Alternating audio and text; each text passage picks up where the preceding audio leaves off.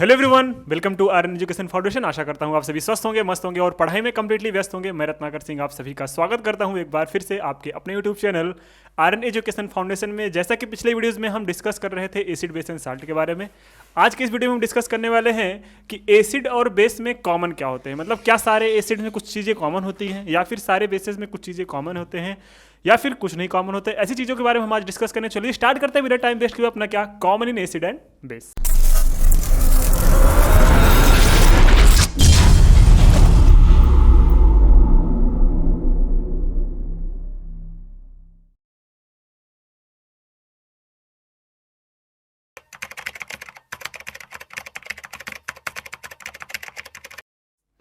तो पढ़िएगा और समझने की कोशिश करिएगा क्या लिखा गया है। सबसे पहले पढ़ते हैं common in acid and base. सबसे पहले एसिड के बारे में पढ़ें। किसके बारे में? एसिड के बारे में पढ़ेंगे। फिर आएगा हमारा नया टर्म जिसका नाम है बेस।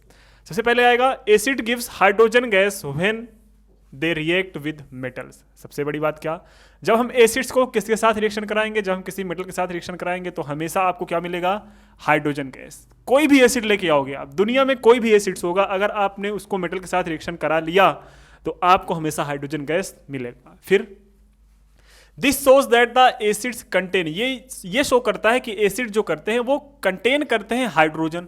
दुनिया में जितने भी एसिड होंगे वो हाइड्रोजन को कंटेन किए होंगे, ये रिएक्शन यही शो करता है। फॉर एग्जांपल हाइड्रोक्लोरिक एसिड, मतलब हाइड्रोक्लोरिक एसिड का जो फार्मूला होता है उसको बोलते हैं HCl। सल्फ्यूरिक एसिड H2SO4 में देखिए हाइड्रोजन यहाँ पे भी कंटेन किया गया है, हाइड्रोजन यहाँ पे भी है। नाइट्रिक एसिड यहाँ पे भी हाइड्रोजन मिलेगा आपको, एक्सेट्रा। मतलब ऐसे बहुत सारे एसिड्स हैं जो हाइड्रोजन को कंटेन किए हुए होते हैं। फिर आता है next when acid is dissolve, जब एसिड को घोला जाता है, डिसॉल्व करना मतलब घोलना किसमें? इन वाटर में डिसॉल्व किया जाता है। इट डिसोसिएट, ये टूटता है। डिसोसिएट मतलब टूटता है हाइड्रोजन में। मतलब ये क्या दे देता है, जैसे हमने कोई बीकर लिया, बीकर में वाटर है, क्या है? वाटर है। इसमें हमने एसिड डाला, क्या डाला? एसिड डाला। और जैसे ही एसिड डाला इसमें से एक तो टूटेगा H+ आयंस, बाकी तो जो निगेटिव्स आए होंगे वो अलग हो जाएंगे। लेकिन हाँ, ये कंडीशन जरूर होगी कि उसको वाटर में डिसॉल्व किया जाना चाहिए। अगर वो एसिड होगा तो पक्का ना पक्का कहीं पे आपको ये हाइड्रोजन आयन मिलेगा। नेक्स्ट आता है क्या? The dissociation of hydrogen ion in aqueous solution is the common property of all in acid. जैसे कि मैंने बताया कि सभी एसिड्स में जो डिसोसिएशन ऑफ हाइड्रोजन आयन्स होते हैं वो क्या होते हैं? कॉमन होते हैं। Because of dissociation of hydrogen ion in aqueous solution and acidic shows acidic behaviour. मतलब यही जो हाइड्रोजन आयन जो H+ मिलता है यही आपको शो करता है कि ये एसिडिक बिहेवियर शो कर रहा है कि या फिर बेसिक बिहेवियर। बेसिक बिहेवियर अगर शो कर रहा है तो वहाँ पे हमेशा आपको OH- आयन मिलेगा। ये हम डिस्कस करेंगे बेस वाले कॉन्सेप्ट, लेकिन अभी हम एसिड डिस्कस कर रहे हैं तो एसिड के बारे में पढ़ते हैं। फिर क्या आता है? एग्जाम्पल देखते हैं। एग्जाम्पल क्या है? Hydrochloric acid means HCl gives hydrogen ions H+ and chloride ion when it is dissolved in water. Chloride, देखो क्लोरीन और क्लोराइड अलग हो जाता है। अगर कहीं पे ये Cl2 मिल गया, इसको बोलेंगे क्लोरीन। अगर ये Cl सिर्फ अकेले अकेले मिल रहा है मतलब इसके पास नेगेटिव चार्ज मिल रहा है, इसको बोलते हैं क्लोराइड। ठीक है, कोई दिक्कत नहीं होनी चाहिए। Sulphuric acid H2SO4 gives hydrogen ion H+ and sulphate ion in water. Same वही प्रोसेस। देखो अगर हम सल्फ्यूरिक एसिड को डिजॉल्व कर रहे हैं वाटर में तो आपको क्या मिल रहा है? H+ ion. यहाँ पे भी देखो H+ आयन। वैसे नाइट्रिक एसिड HNO3 को हम अगर वाटर में डिजॉल्व कर रहे हैं यहाँ पे भी H+ आयन मिल रहा है। सिमिलरली एसिटिक एसिड CH3COOH जिसको बोलते हैं विनेगर। विनेगर का फार्मूला क्या होता है आपको पता होगा? जो आप घर में सिरका खाते हैं उसका फार्मूला क्या होता है? HCOOH। इसी को बोलते हैं फार्मिक एसिड। लेकिन आप अगर इसमें एक एल्किन और डाल दें मतलब CH3COOH, ये हो गया आपका विनेगर। ठीक है, CH3COOH इसका नाम है एसिटिक एसिड और यही से बनता है आपका सिरका। कोई दिक्कत नहीं होनी चाहिए। चलते हैं नेक्स्ट स्लाइड पे। नेक्स्ट स्लाइड क्या बोला है आपके सामने पढ़िएगा। फिर क्या है? उसका एक रिएक्शन दिया गया, इसको भी हम खोले तो H+ आयन मिल गया। Hydrogen ion which is produced by acidic when is combined with a water molecule. सीधी सीधी बात, जब हम किसी एसिड्स को किसमें वाटर में डिजॉल्व करते हैं तो क्या प्रोड्यूस होता है? Produced by acidic. एसिड से प्रोड्यूस होता है क्या? अपना हाइड्रोजन आयन। ये तो वही बार बार फिर से बोल रहा है, ये तो हमें आ रहा है ना। देखो किस फॉर्म में निकलता है इसको भी देख लेते हैं। HCl में अगर हम H2O डालें या फिर H2O में HCl डालें तो जो H+ आयन आएगा, जो H+ आयन आएगा वो H+ आयन आपका H3O- आयन में चला जाता है। ठीक है, क्योंकि देखो H2O और H+ इसके साथ हो जाएगा तो इसके जब कंप्लीट जब इसको हम कैलकुलेट करेंगे H3O में तो ये जो प्लस है इसके ऊपर जाके माइनस चार्ज कर देता है। ठीक है, कोई दिक्कत? आप बोलोगे नहीं सर कोई दिक्कत नहीं है यहाँ तक। नेक्स्ट क्या है? एसिड जो है, सारे एसिड्स क्या हैं? वो करते हैं कंडक्ट इलेक्ट्रिसिटी। जितने भी एसिड्स हैं वो अपने अंदर इलेक्ट्रिसिटी को कंडक्ट करा सकते हैं इन दियर एक्वा सोल्यूशन। अपने एक्वा सोल्यूशन मतलब देखो कैसे होता है एक्वा सोल्यूशन, वाटर उसमें हम एसिड डाले, मतलब वाटर लगभग लिक्विड फॉर्म में अगर कोई भी एसिड है तो वो अपने अंदर से इलेक्ट्रिसिटी का फ्लो करा सकता है। Of dissociation of hydrogen ion, hydrogen ion in aqua solution conductors electricity, conducts electricity मतलब ये जो जैसे किसी भी कंडक्टर्स में जो रिस्पॉन्सिबल होते हैं कंडक्टिविटी के लिए वो इलेक्ट्रॉन्स होते हैं, वहाँ पे एसिड्स में ये काम कौन करता है, ये काम यहाँ पे हाइड्रोजन आयन करता है। कौन सा आयन, हाइड्रोजन आयन, क्योंकि हाइड्रोजन आयन है किसी भी एक को सोल्यूशन में जब हम डिजॉल्व करते हैं या फिर किसी एसिड्स को जब हम किसी वाटर के सोल्यूशन में डालते हैं तो वो H+ आयन अलग होके वो फ्री कंडीशन में आ जाता है। और जब H+ आयन फ्री कंडीशन में आ जाएगा, जब जैसे हम इलेक्ट्रिसिटी फ्लो कराएंगे, ध्यान से देखिएगा भी सब पता चल जाएगा। देखिए ये कोई बीकर है, ठीक है, इसमें है एसिड का एक्वा सोल्यूशन। क्या है, एसिड का एक्वा सोल्यूशन, ठीक है, एक्वा सोल्यूशन, ठीक। अब जैसे हम इसमें इलेक्ट्रिसिटी फ्लो कराए, एक्वा सोल्यूशन है, इसमें जैसे ही पानी डालेंगे इसमें H+ आयन अलग हो जाएगा और जो माइनस होगा या फिर Cl- होगा वो सब अलग हो जाएगा। अब जैसे हम इलेक्ट्रिसिटी का फ्लो कराए, यहाँ से हमने एक वायर लगाया, यहाँ से अगर कंडक्टिविटी होगी, एक वायर हमने ऐसे जाके बल्ब से जोड़ दिया इसको ऐसे, ठीक है। अगर कंडक्टिविटी होगी एसिड्स में तो ये बल्ब क्या हो जाएगा, जल जाएगा, मतलब इसमें लाइट आ जाएगी। अगर इसमें कंडक्टिविटी नहीं होगा तो लाइट बल्ब नहीं जलेगा। तो हम क्या करते हैं, इसको एक बैटरी के थ्रू जोड़ते हैं।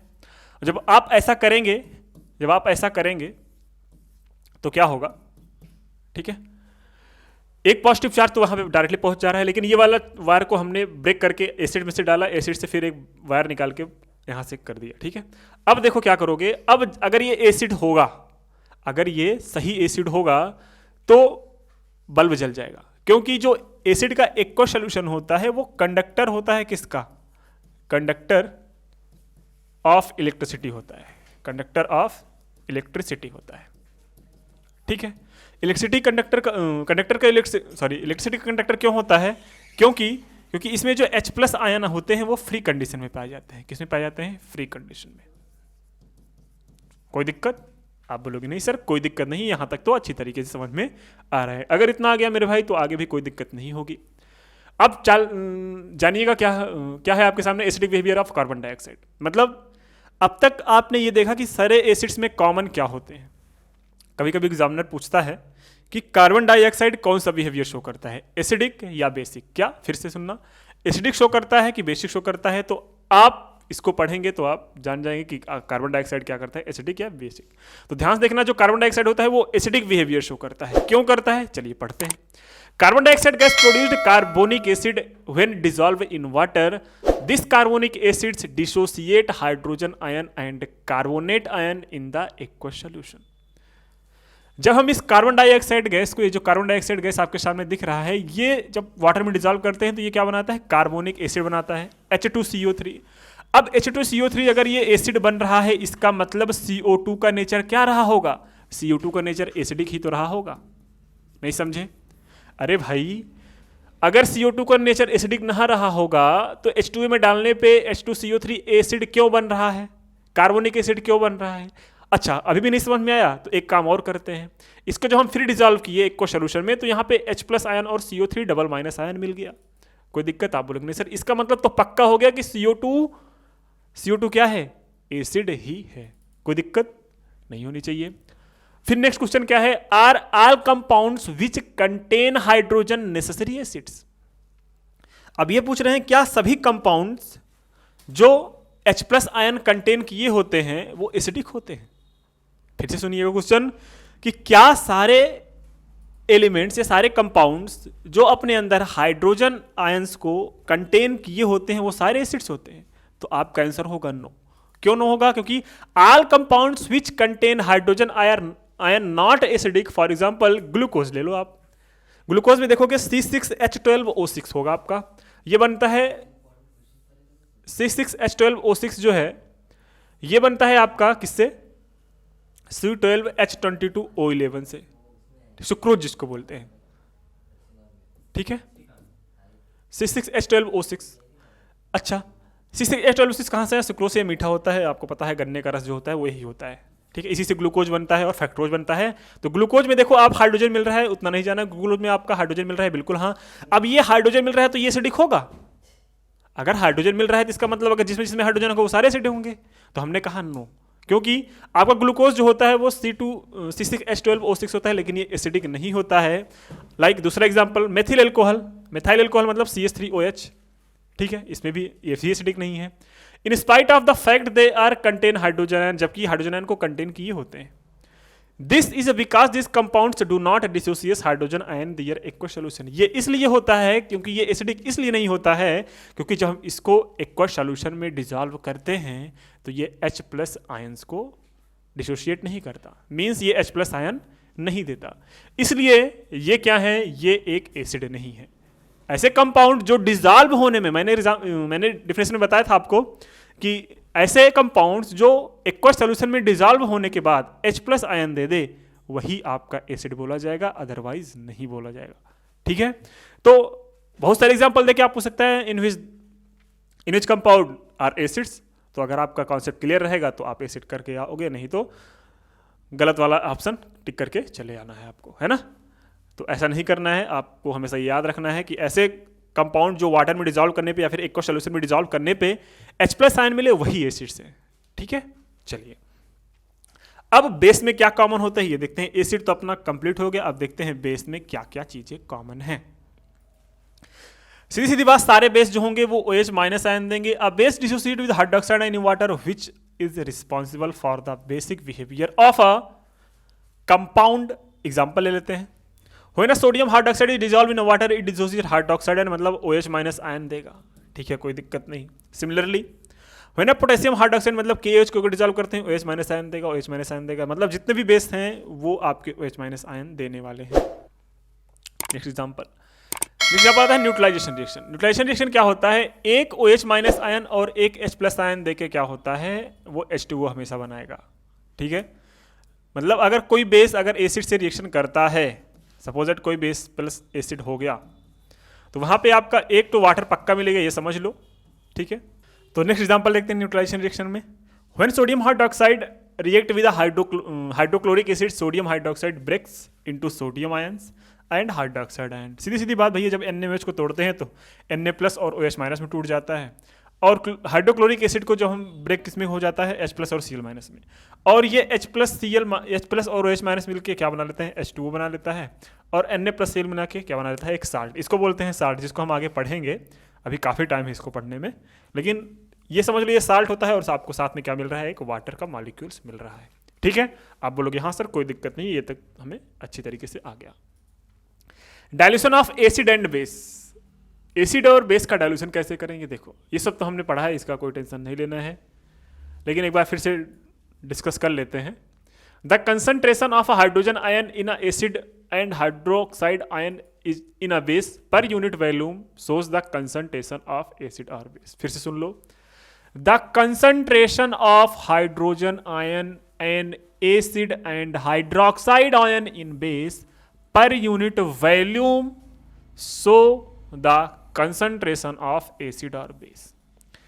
मतलब पर यूनिट वॉल्यूम में किसी एसिड में कितना हाइड्रोजन आयन का कंसंट्रेशन है, 1 मोल कंसंट्रेशन है, 2 मोल कंसंट्रेशन है, 3 मोल कंसंट्रेशन है, 4 मोल कंसंट्रेशन है।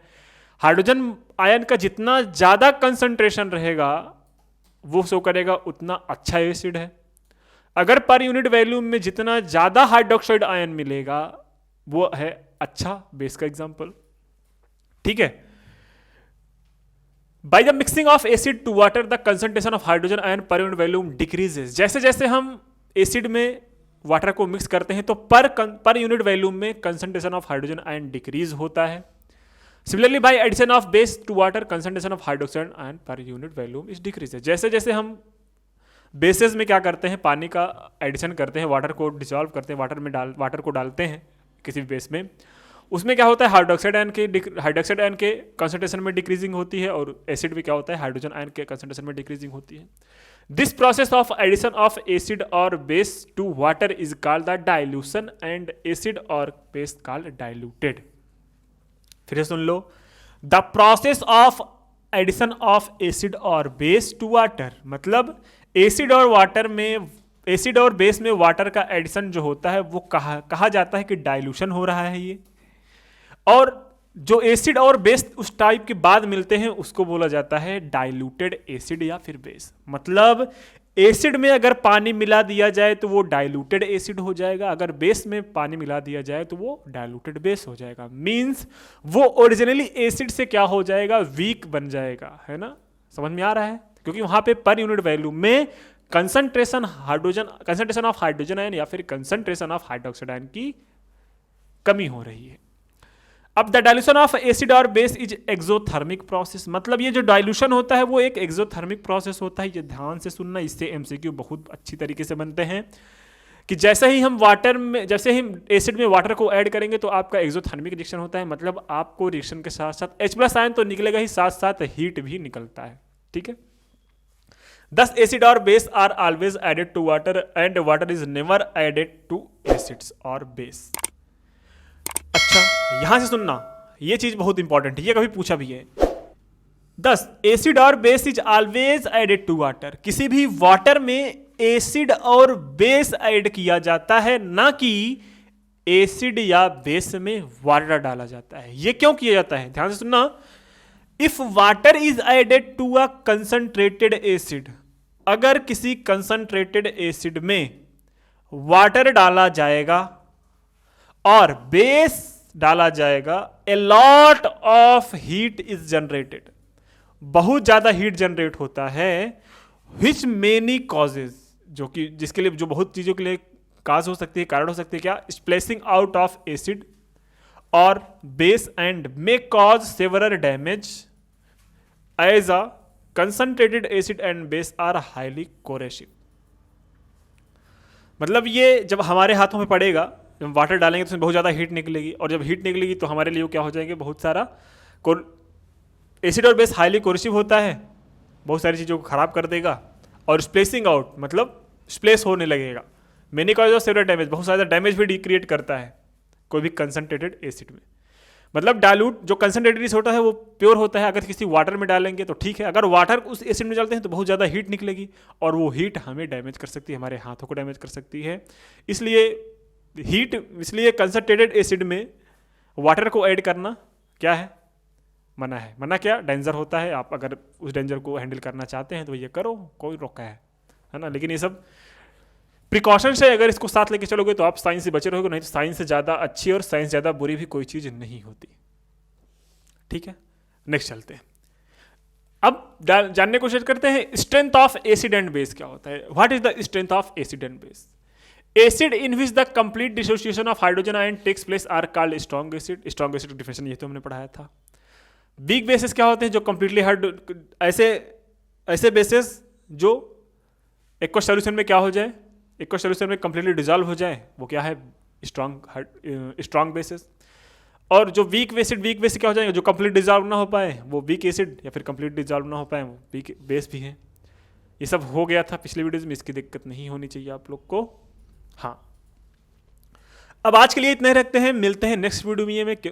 सॉरी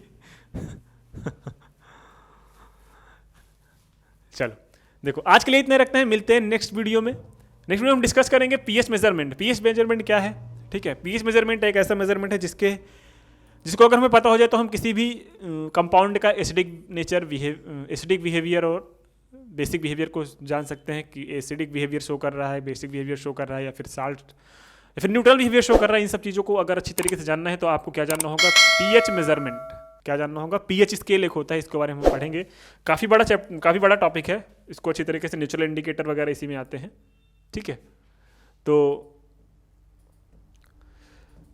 इसके लिए मिलते हैं नेक्स्ट वीडियो में, ठीक है।